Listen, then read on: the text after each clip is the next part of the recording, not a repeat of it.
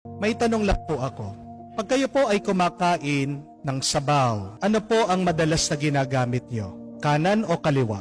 Ano po? Sino po mga kanan? Sino po kaliwa? Ako po tanongin nyo, anong ginagamit ko pag kumakain ako ng sopas o ulam na may sabaw? Kutsara po.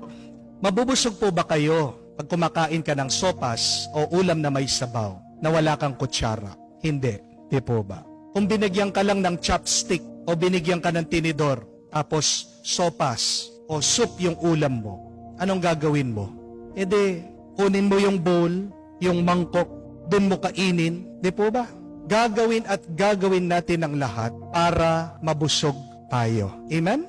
At alam niyo po ba ang mabuting balita? Gagawin at gagawin ng Diyos ang lahat para din mabusog tayo. Para din punuin niya tayo. Para din bendisyonan niya tayo. That is the good news.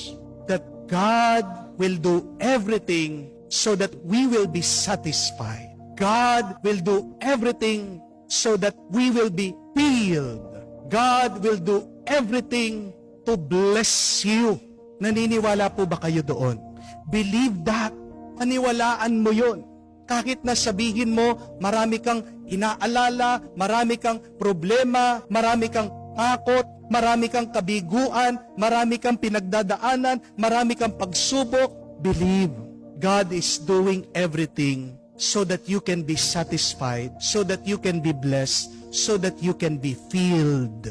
Kaya nga sinasabi niya sa Ebanghelyo, ako ang tinapay ng buhay na nanggaling sa langit. Bakit binibigay niya ang sarili niya sa atin bilang tinapay? Ano ang sabi niya? Para magkaroon kayo ng buhay at buhay na ganap. Hindi masaya ang Diyos na nakikita niya tayong malungkot. Amen? Hindi masaya ang Diyos na nakikita niya na tayo ay gutom. Hindi masaya ang Diyos pag nakikita niya na tayo ay puno ng takot. Buksan mo ang iyong mata. Maniwala ka. Makinig ka. Buksan mo ang iyong puso, lumapit ka sa Diyos at papasukin mo ang Diyos sa iyong buhay. Ikaw ay mabubusog dahil ang kagustuhan ng Diyos, ikaw ay maging masaya. Ikaw ay maging payapa. Alam niyo po, ma-appreciate natin ang buhay natin dito sa Pilipinas. Kung ikukumpara niyo po yung buhay ng mga tao doon sa abroad. Nakita ko po ito. Nung ako po ay pumunta doon sa pilgrimage, sabi ko sa aking sarili, napakapalad nating mga Pilipino. Paano ko po nasabi na napakapalad natin, napakaswerte natin, napaka-bless natin? Tingnan niyo po ito. Dito po sa Pilipinas, hindi ka naman talaga magugutom. Kahit na sabihin mo, mahirap ka, kahit na sabihin mo, wala kang pera, hindi ka magugutom. Bakit? Pag wala kang pagkain, anong kailangan mong gawin? Pumunta ka lang doon sa kapitbahay mo, humingi ka. Di po ba?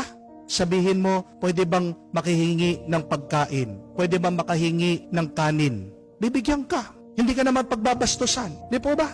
Pag wala po kayong kape, pag wala po kayong asukal, minsan nga, pati toyo, patis, diba hinihiram natin. Hindi tayo pagbabastusan ng mga kapitbahay natin. Kahit na naiinis sila minsan sa atin, hindi ka pagbabastusan ng kapwa mo Pilipino. Amen? Pero alam niyo po ba, sa abroad, hindi ka man makakapunta doon sa room o bahay ng iba na hindi ka ini-invite. Pag wala kang pera, pag wala kang pagkain doon, pag talaga naghihirap ka, hirap ka. Kasi hindi ka tutulungan ng mga dayuhan. Amen? Kung hindi ka inanyayahan, hindi ka in-invite, wala kang magagawa. Kaya swerte tayo. Kaya mapalad tayo. At alam niyo po ba, mapalad tayo dito sa Pilipinas kasi tignan niyo po. Pag meron kang inaalagaan na bata, apo, pwede mong mapagkatiwala yung bata sa kapitbahay, sa kaibigan, sa mga kamag-anak mo. Punta po kayo doon sa abroad. Pag meron kang anak, pag meron kang baby, pag meron kang sanggol, hindi mo naman pagkakatiwala sa ibang tao kung hindi mo sila babayaran. Di po ba? Swerte po tayo dito. Kahit na sabihin mo, mahirap ang buhay, marami kang kamag-anak, marami kang kapatid, marami kang pinsan. Minsan, kaibigan mo, kapitbahay mo, pwede mong iwan yung bata. At magmamalasakit sila doon sa iyong anak, doon sa iyong apo. Doon po sa abroad, walang pakialaman. Amen? Makikialam lang ang iba kung babayaran mo sila. Amen? Di po ba tayo mapalad nun? Di po ba tayo blessed nun? At tingnan niyo pa po ito. Doon po sa abroad, Oo, ang lalaki po ng mga simbahan. Ang gaganda ng simbahan. Pero naranasan ko po, linggong-linggo, walang tao. Napakakaunti na mga tao. At minsan pa, yung mga kakaunting nagsisimba, ang tatanda na. Pero dito po sa Pilipinas, pag linggo, ang saya-saya natin.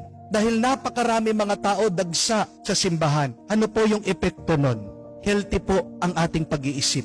Napakarami po mga dayuhan doon sa ibang bansa. Tumatanda, nagkakaroon ng Alzheimer. Bakit? Hindi po lumalabas sa kanilang mga kwarto, sa kanilang mga tahanan. Kahit na sabihin mo, maganda yung iyong tahanan, well-provided po sila, hindi sila pinapabayaan ng gobyerno, pero tignan nyo po, nagkakasakit sa isip. Tayo po dito sa Pilipinas, kahit na naghihirap tayo, masaya tayo, healthy ang ating pag-iisip. Kasi sama-sama tayong sumasamba, sama-sama tayo nananalangin, nagkukumustahan tayo, nagmamalasakit tayo sa bawat isa. Hindi po ba blessing yon? Kaya nga, sa susunod, bago ka magreklamo na sabihin mo, pinapabayaan ka ng Diyos, hindi ka naaalala ng Diyos. Bago mo sabihin na naghihirap ka, nagugutom ka, tandaan mo, hindi ka papabayaan ng Diyos na magutom. Hindi ka pinapabayaan ng Diyos, palagi kang binibendisyonan at binibigyan ng pagpapala ng Diyos. Tandaan mo, you are being blessed by God. Pasalamatan natin yon sa Diyos. Pero para ikaw ay mapuno ng Diyos, lumapit ka at magpakumbaba ka sa Kanya.